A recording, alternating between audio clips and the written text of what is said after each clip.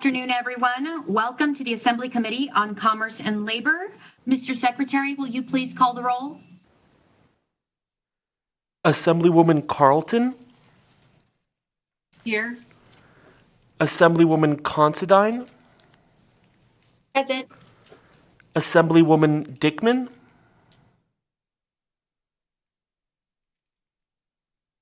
Assemblywoman Duran. Here. Assemblyman Flores. Present. Assemblyman Frierson. Here. Assemblywoman Hardy. Here. Assemblywoman Kasama. Here. Assemblywoman Martinez. Present. Assemblywoman Marzola. Here. Assemblyman O'Neill. Here. Assemblywoman Tolles. Here. Chair Houdegy. Here. Mr. Secretary, please note that we do have a quorum, and please record any members who are missing as present when he or she arrives. Before we start, I'd like to go through our housekeeping announcements. Please remember that all exhibits, written testimony, and amendments must be submitted by noon on the business day prior to the committee meeting. People who wish to provide testimony or attend the meeting virtually must pre-register online at the legislature's website. The public is strongly encouraged to submit written testimony in advance of the meeting by emailing the Assembly email at asmcl@asm.state.nv.us. Zoom chat is reserved for committee business only. Members, please remember to keep your camera on at all times. This will help us ensure that we have a quorum, unless you are stepping away from your computer for non-committee related business. Members and presenters, please remember to be muted at all times. Unmute yourself to speak and then promptly mute yourself when you are done. Thank you to everyone, and we can begin with our first agenda item. I am going to hand the gavel over to my Vice Chair Carlton, to open the next agenda item. Vice Chair Carlton. Thank you, Madam Chair. With that, I will accept the virtual gavel, and we will go ahead and open up the hearing on Assembly Bill 173, and I will go to the chair for opening remarks and to introduce the presenters. Welcome, Chairwoman. Thank you, Vice Chair Carlton. Thank you, and good afternoon, Vice Chair Carlton and members of the committee. For the record, I'm Sandra Houdegy, Assemblywoman for District 41. Co-presenting with me today is Patty Mamola, Professional Engineer and Executive Director of the Nevada State Board of Professional Engineers and Land Surveyors.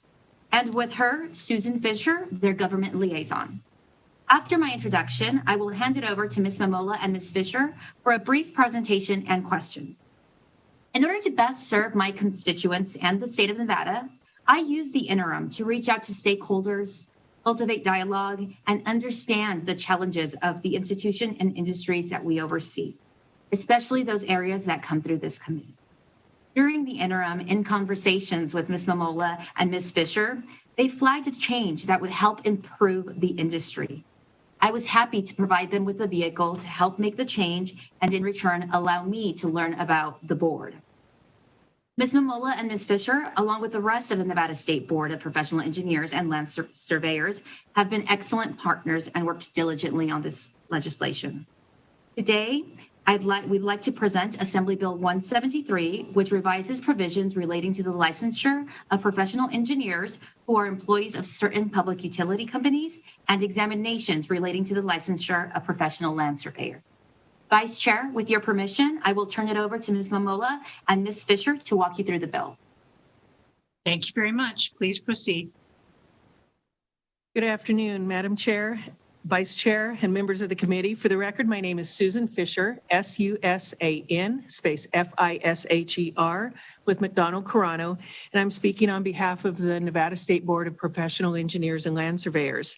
I have with me on my right, your left, Patty Mamola, professional engineer who is the executive director of the board, and on my left, your right, Karen Purcell, also a professional engineer who is the president of the board. First and foremost, our state regulatory boards do not have bill allocations, so we appreciate and we thank the chair for sponsoring this legislation, which will make changes to NRS 625.095 and 695.270. You should have all received a document from me and some follow-up materials, which is, I hope, shown in the exhibits outlining the two outcomes we hope to achieve with this bill. The two separate issues that are addressed in Assembly Bill 173 are, number one, a change recommended by the National Transportation Safety Board to better protect the public, and number two, a change to remove what could be a barrier to licensure for some seeking a license to work as a land surveyor. So number one, in October of 2019, as a result of a tragic accident in Massachusetts involving overpressurization of a natural gas distribution system and a resulting explosion, the National Transportation Safety Board, or NTSB, issued a safety recommendation to all 50 states, or to all the states that had a certain provision in their statutes, which Nevada had. The recommendation went out that has, and we have an exemption from licensure for a professional engineer who is an employee of a public utility. Now that sounds a little bit backwards. What we're asking to do is remove that exemption. So in other words, the removal of the exemption means that all future natural gas infrastructure projects will require a licensed professional engineer approval and stamping. These provisions removing the exemptions are found in sections 1 and 3 of AB 173, with the guts of it in section 3 of the bill. And the Public Utilities Commission of Nevada will be tasked with adopting regulations, identifying the type of projects that will require the use of a licensed professional engineer to approve and stamp the plans. We worked with the PUCN, the Public Utilities Commission, which was instrumental in drafting the original language, along with both Southwest Gas and NV Energy, as well as with our licensees, the professional engineers that are licensed here in Nevada. You will also find in the exhibits, I hope, a letter from the NTSB to Governor Sisolak requesting that the state consider this recommendation. And then you should also have a letter from the executive director, Stephanie Mullen, from the PUCN expressing support. Madam Chair, would you like me to stop here to allow questions on this particular issue, or move on through and talk about the second issue and then answer questions altogether? Let's go ahead and do the whole bill, Okay. and then we'll open it up for questions. Wonderful, thank you. So the second issue is a really easy one, I think, which you will find in section 2 of the bill. Currently, our statute states that an applicant for a land surveyor's license must do certain things in a certain order before they can be licensed. They must have 4 or more years of active land surveying experience under a licensed land surveyor before they can sit for the 2 required exams, which are the fundamentals of land surveying and principles and the practices of land surveying. In AB 173, will still require the same components, but the applicant will be able to sit for the exams when they feel comfortable doing so, rather than waiting until after they've had 4 years of field experience. So if you've just come out of college and you have all of this information in your head, but you don't have the actual hands-on, as long as you still have everything in your head, you can sit and do the exams then, or you can wait until after you have a little bit of field experience. But we just want to remove that barrier, and it's especially helpful for those potential licensees who may have a bit of a break in time between the time that they graduate with their degree and the time that they actually get into the field.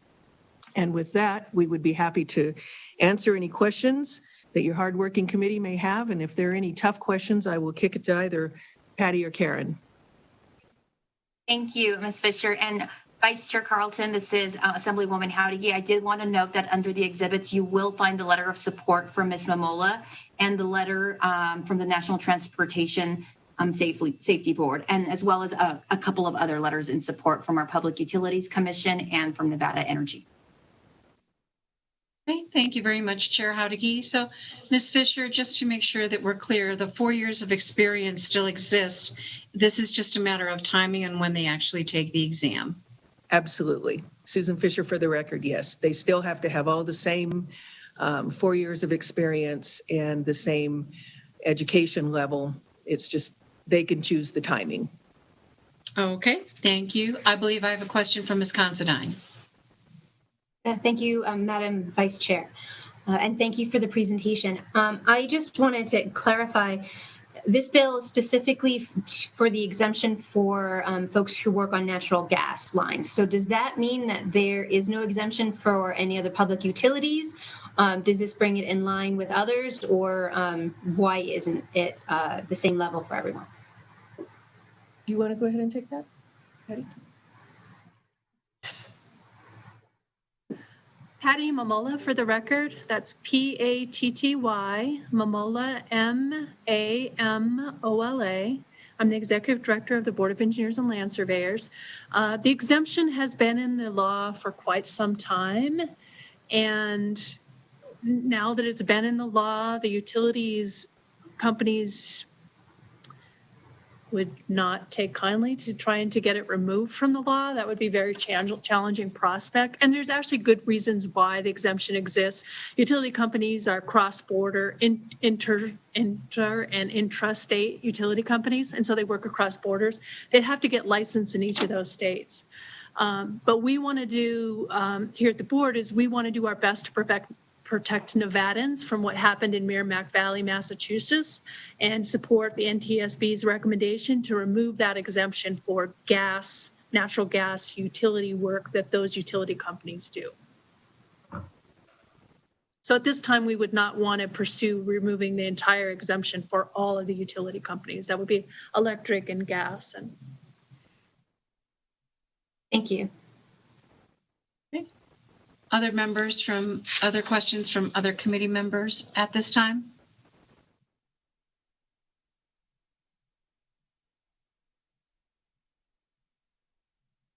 Don't believe I see anyone wishing to be recognized at this time. Seeing none, okay, thank you very much.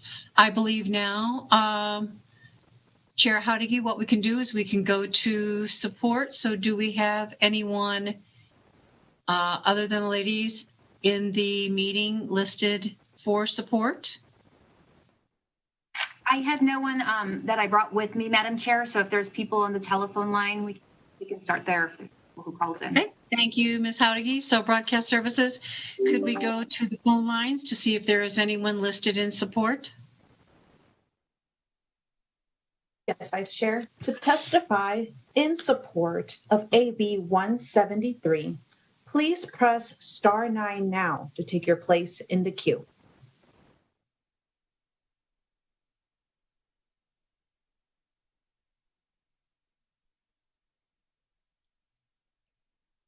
Will the caller with the last 3 digits of 545 please slowly state and spell your name for the record? You'll have 2 minutes and may begin.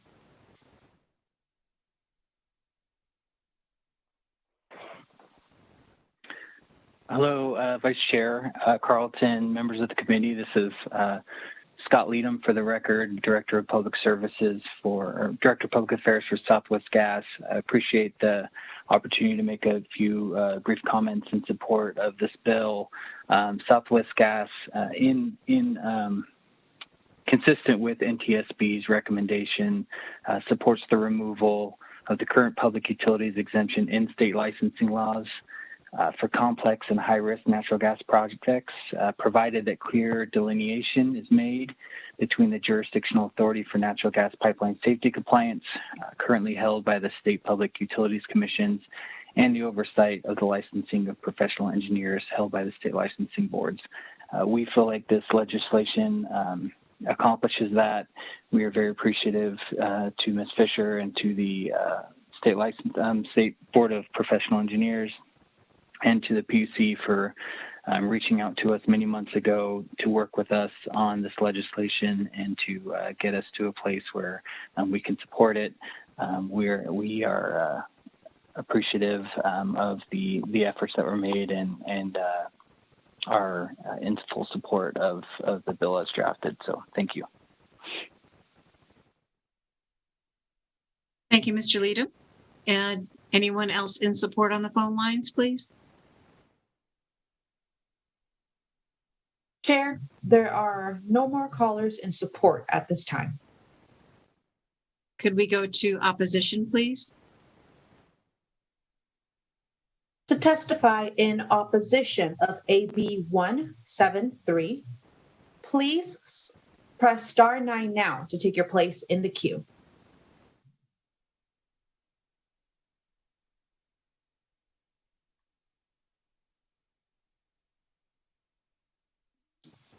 Chair, there are no callers in opposition at this time. Thank you very much. Could we go to neutral, please? To testify in neutral of AB 173, please press star 9 now to take your place in the queue. Chair, there are no callers for neutral at this time. Thank you very much. So with that, I'll go back to the sponsor of the bill. Are there any closing remarks? Thank you, Vice Chair and members of the committee. I am going to hand it over to my co-presenters if they would like to give any closing remarks. I am good on my end. Thank you, Madam Mr. Chair. Fisher. For the record, Susan Fisher. Thank you, Madam Chair, Madam Vice Chair. We really appreciate the opportunity to present this. We feel this is in the interest of all Nevadans and appreciate your support of this provision. Thank you. Thank you very much. So with that, I will go ahead and close the hearing on Assembly Bill 173 and hand the virtual gavel back to Chair Houdigy. Thank you, Vice Chair Carlton, and thank you, members of the committee. With that, we will go to the last item on our agenda, which is public comment. While we give callers who are listening over the internet an opportunity to call in, I am going to read through our public comment housekeeping. I would like to remind those present that the period for public comment is an opportunity to discuss general matters that fall within the purview of this committee. The public has already been given time to support or oppose legislation. We open and close hearings on bills so that we establish a record of the public testimony on the bill. Therefore, public comment is not intended to continue a bill hearing. Your testimony during public comment may be limited to 2 minutes. Please address your remark to issues that fall within the jurisdiction of this committee. You may always submit written remarks for inclusion in the meeting record, and I would remind you to please be respectful of committee members and other witnesses. With that, broadcasting, is there anyone on the line for public comment? To take your place in public comment, please press star 9 now to join the queue.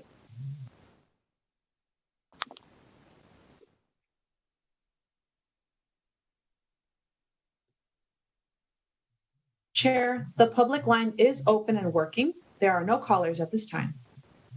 Okay, thank you, and thank you, members. And Mr. Secretary, please note that Assemblymember Dickman is absent excused. I did receive a notice from her last week that she would be absent excused during this meeting. So thank you.